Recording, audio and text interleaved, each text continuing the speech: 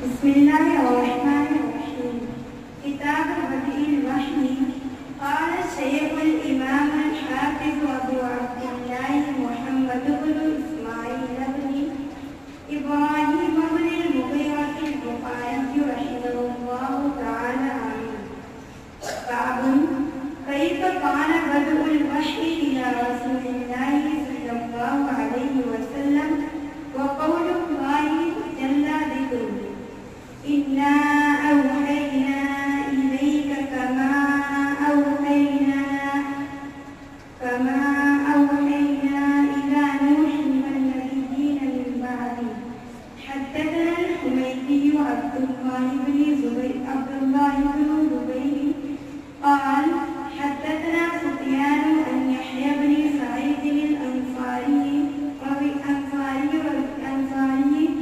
رضي الله تعالى عنه قال أخبرني محمد بن إبراهيم التيمي أنه سمع علقمة بن وقاص الليثي يقول سمعت عمر بن الخطاب رضي الله عنه على المنبر قال سمعت رسول الله صلى الله عليه وسلم يقول إنما الأعمال بالنيات وإنما لكل امرئ ما نوى فمن كانت هجرته إلى دنيا يصيبها أو إلى امرأة ينكحها فهجرته إلى ما هاجر إليه. بسم الله الرحمن الرحیم. یہ صحیح بخاری کی پہلی حدیث ہے جو انہوں نے پڑھی، اور حدیث سے پہلے امام بخاری نے یہ تذکرہ کیا ہے کہ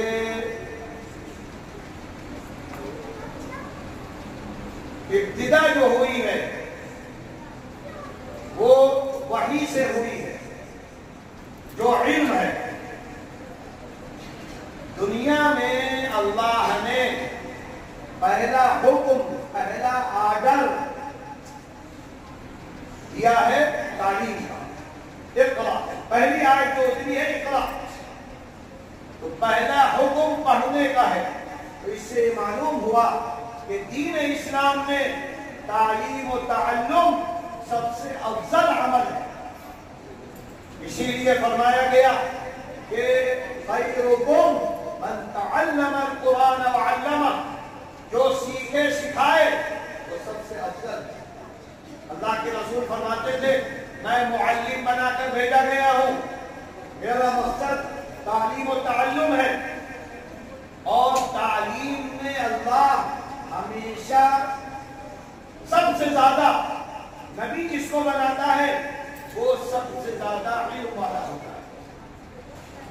لہذا جو انبیاء کے وارث ہیں، جو مسلمان ہیں، ان پر بھی لازم ہے کہ دنیا میں سب سے زیادہ علم والے بنے، اور ساری دنیا کا علم اس کے ہم مکلف ہیں.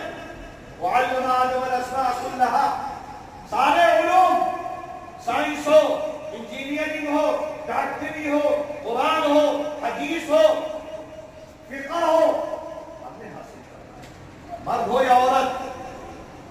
لہذا انبیاء سب سے زیادہ علم والے ہوتے ہیں. اس کی دلیل کیا ہے؟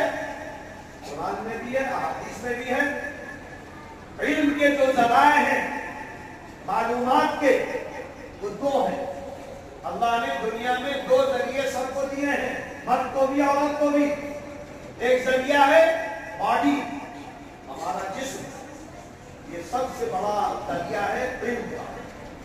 آنکھوں سے علم حاصل ہوتا ہے، کالا ہے، پیلا ہے، مرد ہے، عورت ہے، کیا ہے. ناک سے دسیوں چیزیں سونگھ کر ہم بتا سکتے ہیں کیا پکا ہے. سموسا ہے، پوری ہے، بریانی ہے، سب ناک بتا دیتی ہے. جہاں تندور میں دیر چڑھی، لڑکیاں کہتی ہیں آج یہ پکڑا ہے، کیسے ناک میں مہک آ گئی. ہاں جی چلے گی اور مہک آئے گی. اور زبان پہ رکھا معلوم ہو گیا میٹھا ہے، کچا ہے، کڑوا ہے، کیا ہے. ہاتھ سے چھوا معلوم ہو گیا.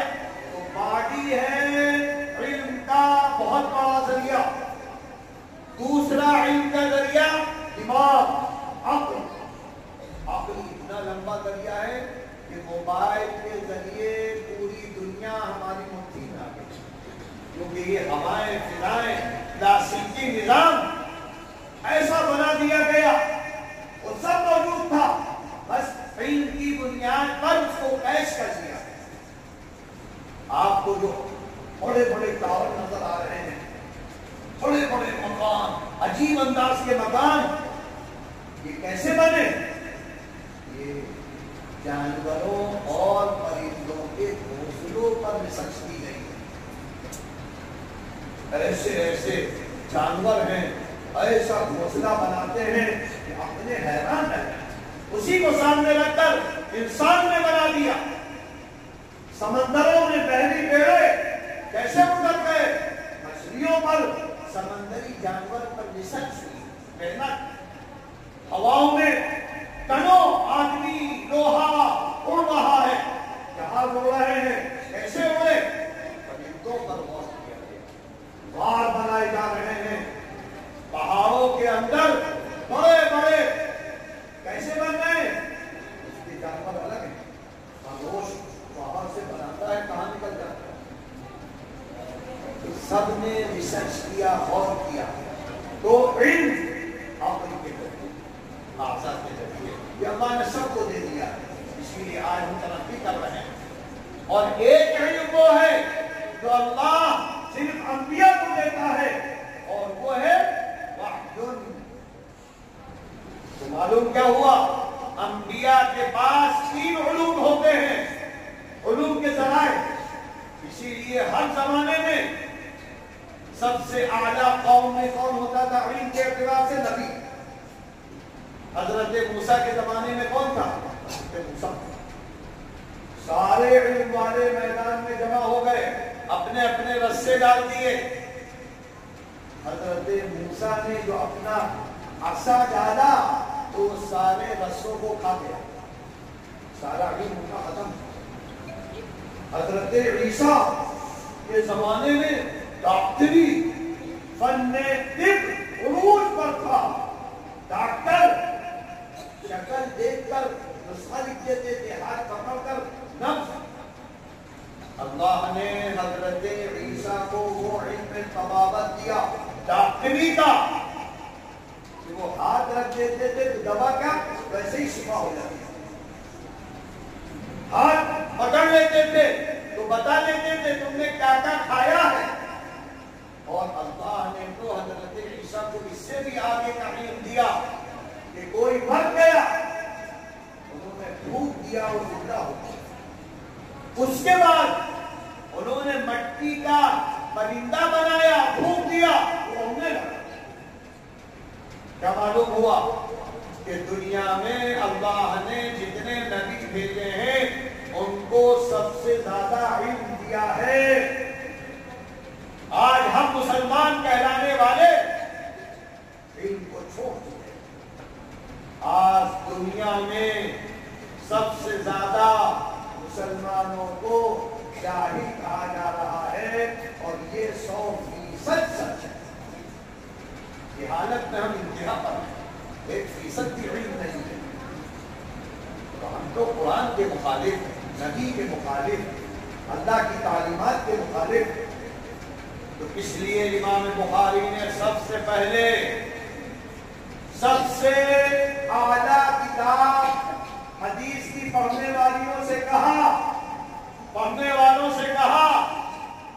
علم میں کمال پیدا کرنا، محنت کرنا، اس لیے کہ یہ اللہ کی وراثت، نبی کی وراثت، اللہ کی خلافت دلانے کا ذریعہ ہے، تمہیں معزز بنانے کا ذریعہ ہے۔ اور اس کے بعد پھر امام بخاری نے جو حدیث سب سے پہلی ذکر کی ہے وہ وہی ہے جس پر ہم نے ساری تقریر کی، انما الاعمال بالنیات۔ جو نیت ہوگی، جو ارادہ ہوگا یہاں آنے کا، یہاں پڑھنے کا، عالمہ بننے کا، اسی کے اعتبار سے اللہ کے یہاں تمہارا شمار ہوگا۔ اگر تمہاری ہو علم نافع حاصل کرنے، اللہ کی رضا کے لیے عمل کرنے کے لیے، دعوت و تبلیغ کو، اپنے گھرانے کو، ساری دنیا کو صحیح علم دینے کے لیے، تو تمہارا مقام سب سے بلند ہو جائے گا۔ اور اگر تم یہاں آئی ہو شہرت کے لیے، ناموری کے لیے، صرف عالمہ کا سرٹیفکیٹ لینے کے لیے، تو تم سے بدتر کوئی نہیں رہے، تم سب سے بدتر۔ اس لیے امام بخاری نے ہر پڑھنے والی سے کہا، کیا پڑھ رہی ہو، کیا مقصد ہے؟ لہذا سب سے پہلے نیت اللہ والی بنا، نیت اچھی تو برکت ہی برکت ہے، خیر ہی خیر ہے۔ ورنہ نماز پڑھو گی، نیت نہیں ہے تو وہ منہ پر مار دی جائے گی، منہ پر، اور جہنم میں لے جائے گی نماز۔ فویل للمصلین، جو دکھاوے کی نمازیں پڑھتے ہیں، یہ آپ مدرسے کے ناظم، مدرسے کے محتمم، مدرسے کی استانیہ جو ہیں، ان سے زیادہ نہ ڈرو، اللہ سے ڈرو، ان کا خوف نہ کرو۔ ارے آ رہے لہذا کوئی بھی بری چیز چھپا دی گھٹنے کے اندر، یہ دوپٹے کے اندر، یہ فلاں، وہ دیکھ نہ پائیں۔ تو جو ایسا کرتا ہے اس سے بدتر کوئی نہیں، اس کے اندر استانی کا ڈر ہے، ناظم کا ڈر ہے کہ تھوڑی سزا دے دیں گے، نکال دیں گے، اور حاکم وقت اللہ رب العالمین جو کہہ رہا ہے، تمہارے دلوں سے واقف ہے، تمہاری آنکھوں سے واقف ہے، تم کیا کر رہے ہو تنہائیوں میں چھپ چھپ کر، اور یہ ساری چیزیں کل میدان حشر میں ہم سب کے سامنے بتلا دیں گے۔ کیا ہوگا؟ آپ کا پوسٹ مارٹم ہوگا، آخرت ہر برے کا ہوگا۔ اس لیے اللہ سے ڈرو، اللہ کا خوف رکھو، جہاں کہیں نہ ہو، اچھے اخلاق، اچھے معاملات، اچھی زندگی، اللہ کی رضا والی۔ یہ پہلی حدیث جو امام بخاری نے یہاں نقل کی ہے، انہوں نے ہر طالبہ، ہر طالب علم کو یہ تعلیم دی ہے، اگر تمہاری نیت غلط بھی ہو اب صحیح کر لو، موت سے پہلے صحیح کر لو، ورنہ انجام بہت برا ہوگا، مگر اللہ کی بہت زیادہ ہوگی۔ اور فرمایا، یہ وہ حدیث ہے جو حضرت عمر منبر پر، منبر رسول پر کھڑے ہو کر بیان کرتے ہیں، اور فرمایا گیا اس حدیث میں نیت کے اعتبار سے معاملہ ہوگا، دنیا میں بھی آخرت میں بھی۔ اگر بڑے سے بڑا عمل تم نے کر لیا دکھاوے کے لیے، تو تمہارے منہ پر مار دیا جائے گا، چاہے ہجرت ہو، جہاد ہو، کچھ بھی ہو۔ یہ حدیث کا پیغام ہے کہ ہمیں پوری زندگی اللہ کی رضا کے لیے، ہر عمل اللہ کی رضا کے لیے، چھوٹا ہو یا بڑا ہو، کرنا ہے، جہاں کہیں رہے، اس لیے کہ کوئی دیکھے نہ دیکھے، اللہ دیکھتا۔ اور دوسری چیز، امام بخاری جب اپنی کتاب ختم کرتے ہیں تو ابتداء بخاری پر جو درس دیا جاتا ہے، اس میں امام بخاری نے جو حدیث لائے ہیں، کلیمتان حبیبتان الی الرحمن ثقیلتان فی المیزان خفیفتان علی اللسان سبحان اللہ و بحمدہ سبحان اللہ العظیم۔ یہ تعلیم ہے کہ اے علم حاصل کرنے والیوں، اے پڑھانے والیوں، اے پڑھانے والوں، تم اپنی تعلیم، اپنی تربیت پر ناز نہ کرنا، بلکہ اللہ کی حمد و ثنا کرتے رہے۔ اللہ کی توفیق ہے۔ کہ اللہ نے ہم کو پڑھانے کا موقع دیا، ہمیں تعلیم کے لیے قبول فرمایا، ہمیں انتظام کے لیے قبول فرمایا. اللہ اس کو باعث خیر بنائے. ہر اس میں الحمدللہ، سبحان اللہ، لا الہ الا اللہ تو میزان عدل بڑھتا چلا جائے. ایک مرتبہ اگر دل سے کہو گی الحمدللہ تو اللہ کے رسول نے فرمایا آسمان اور زمین کے درمیان خیر ہی خیر ملے. عورتوں کے لیے کتنا آسان ہے خیر حاصل کرنا. ہم روٹی پکائیں، سالن پکائیں، ہماری زبان سے سبحان اللہ، الحمدللہ، لا الہ الا اللہ، روٹی پکانا، سالن پکانا یہ عبادت بن جائے. اللہ تعالیٰ ہم سب کو سمجھ بوجھ عطا فرمائے اور علم نافع عطا فرمائے، علم دار سے ہم سب کی حفاظت فرمائے. اور اللہ یہاں جتنی بھی بچیاں ہماری آئی ہیں اللہ ان کو دین و دنیا کی کامیابیاں عطا فرمائے، عزت عطا فرمائے، نیک نامی عطا فرمائے. اور جہاں بھی جائیں یہ مدرسے کا نام روشن کریں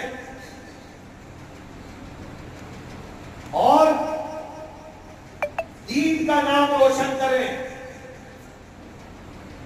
تاکہ آپ ذریعہ بنے دین کے پھیلنے کا. ورنہ کتنی لڑکیاں ہیں جو گھر میں بیٹھ گئی، ارے دیکھ لیا عالمہ کو، مومنہ کو دیکھ لیا، عالمہ کو دیکھ لیا، فلاں کو دیکھ لیا. اگر ہماری وجہ سے کوئی قرآن و حدیث سے رکے گا اسی پر اللہ کی لعنت ہے، اسی وجہ سے لعنت ہے. ایسے چھپانے والوں عمل میں ہم نہیں لائے تو علم کو چھپا دیا، کسی کو بتایا نہیں تو علم کو چھپا دیا. اس لیے یہاں جو ہماری معلمات ہیں ان کو بھی چاہیے کہ ایسی تربیت کریں، کیونکہ تعلیم کے ساتھ تربیت فرض ہے. تعلیم، تربیت اور صحیح مفہوم بتائیں جو واضح مفہوم ہے. اس لیے ایک حدیث سے مفہوم سمجھ میں نہیں آتا ہے، 50 حدیثیں ہیں ان کو سامنے رکھ کر مفہوم بتلایا جاتا ہے. ایک ایک حدیث لیں گے تو الٹے سیدھے ترجمے کر دیں گے، سیدھے مطلب ساری احادیث کو سامنے رکھ کر ان کو بتلانا ہے. اگر اس طریقے سے